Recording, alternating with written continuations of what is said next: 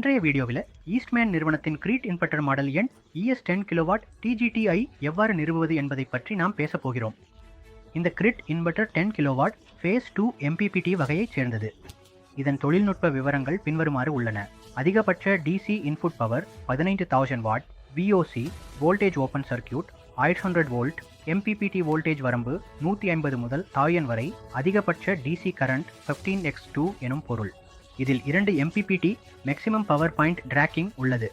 அதிகபட்ச short circuit current 25x2, நோமினல் AC voltage 10000 volt, அதிகபட்ச current 17 ampere, அதிகபட்ச AC வோல்டேஜ் நியூட்ரல் மற்றும் பாதுகாப்பு நிலை ப்ரொடெக்டிவ் எர்த் சேர்த்து 23 kV, நோமினல் AC அதிர்வெண் ஃப்ரீக்வன்சி 50 Hz, பவர் ஃபேக்டர் 1, ஆனால் இது 0.8 முதல் +0.8 வரை சரி செய்யக்கூடியது.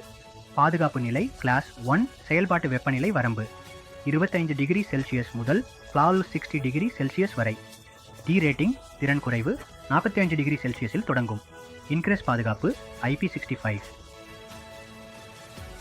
இந்த மாடலில் உங்களுக்கு போர்ட்ஸ் வழங்கப்படுகின்றன.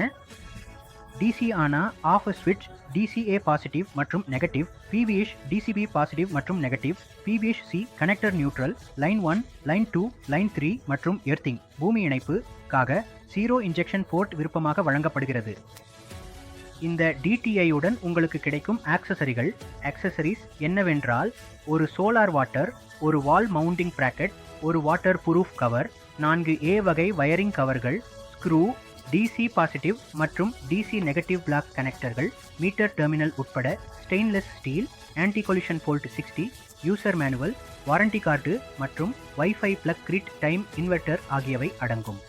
எப்போதும் ஒரு அங்கீகாரம் பெற்ற தொழில்நுட்ப நிபுணரால் மட்டுமே நிறுவல் செய்யப்பட வேண்டும். மேலும் குறிப்பிட்ட மாடலுக்கான யூசர் மேனுவலை கவனமாக படிப்பது அவசியம்.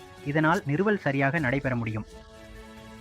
இப்போது கட்டுப்பாட்டு பேனல்கள் பற்றி புரிந்து கொள்வோம். இதில் உங்களுக்கு LCD display, up touch button, down touch button, escape touch button, enter touch button, power LED, indicator grid, LED indicator, fault LED indicator ஆகியவை கிடைக்கும். இப்போ இந்த GTI இண்டிகேட்டர் பற்றி தெரிஞ்சுக்கொள்வோம்.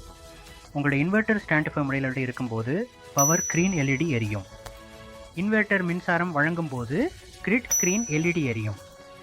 இன்வெர்ட்டரில் ஏதேனும் கோளாறு ஏற்பட்டால் ஃபால்ட் ரெட் LED எரியும். நிறுவும் பணிக்கு முன்னிடத்தை தேர்வு செய்கிறது ரொம்ப முக்கியமானது.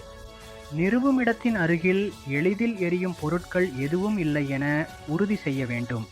நிறுவும் இடம் தூசில்லாததும் பரந்ததும் இருக்க வேண்டும். அதனால் சரியான காற்றோட்டம் கிடைக்கும். நிறுவும் இடத்தில் நேரடி சூரிய ஒளி விழக்கூடாது. ஏனெனில் இது நீரின் செயல்பாட்டு வெப்பநிலையை அதிகரிக்க செய்யும். அதனால் வெளியீட்டு செயல்திறன் பாதிக்கப்படும். அதனால் சன்ஷேட் அமைப்பது வந்து பரிந்துரைக்கப்படுகிறது. நாம் நிறுவ திட்டமிட்டுள்ள மேற்பரப்பு வலுவானதா என்பதை உறுதி செய்ய வேண்டும். நிறுவும் இடம் அங்கேயாக இருக்க வேண்டும். அந்த இடத்தில் சாய்வு பிளஸ் அல்லது -15 டிகிரி இருக்க வேண்டும். இங்கே இந்த வாட்டரை நிறுவ வேண்டும். அதன் மேல் மற்றும் இரு பக்கங்களிலும் 300 மில்லிமீட்டர் இடைவெளி இருக்க வேண்டும். அதேபோல் கீழே 500 மில்லிமீட்டரும் முன்னால் 50 மில்லிமீட்டரும் இடைவெளி இருக்க வேண்டும். இந்த வாட்டரை குழந்தைகள் எட்ட முடியாத உயரத்தில் நிறுவுங்கள்.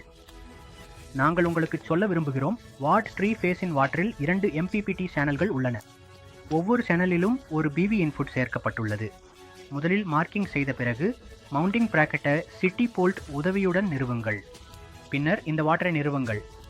இந்த நீர் வணக்கம் சிங்கங்களை தொங்கும் தட்டுடன் பூட்டு. எலக்ட்ரிக்கல் இணைப்புகளை செய்வதற்கு முன் கிரீட் சப்ளையின் மெயின் ஸ்விட்சையும் DC ஐசோலேட்டரையும் ஆஃப் செய்யுங்கள். PVயின் அவுட்புட் வோல்டேஜ் திசையை DC பாசிட்டிவ் மற்றும் DC நெகட்டிவ் சின்னங்களுடன் பொருந்துமாறு சரிபார்க்கவும். இந்த மாடலுக்கான கேப்லின் வளைவு மேற்பரப்பு பகுதி CCM ஸ்கோர் இருக்க வேண்டும். இதுக்கு பிறகு நீங்கள் DC DP பாக்ஸின் இணைப்பை செய்ய வேண்டும்.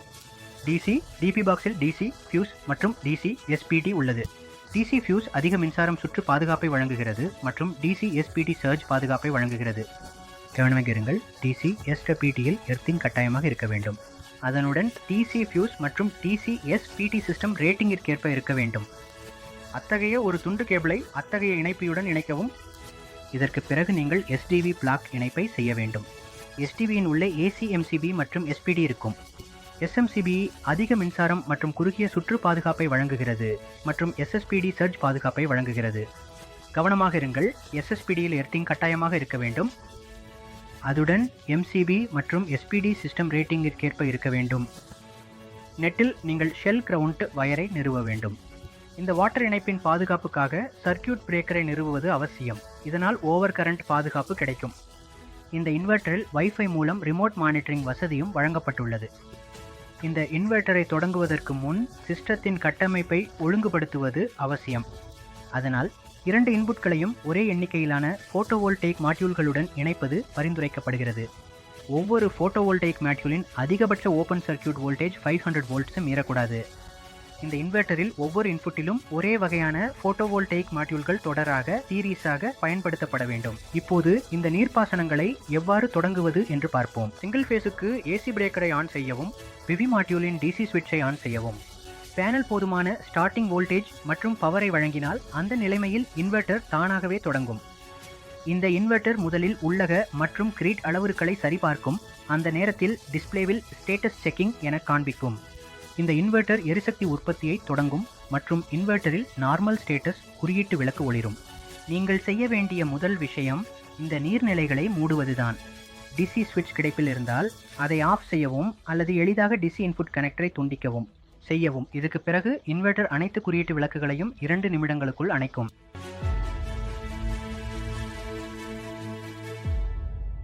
ஈஸ்ட்மேன்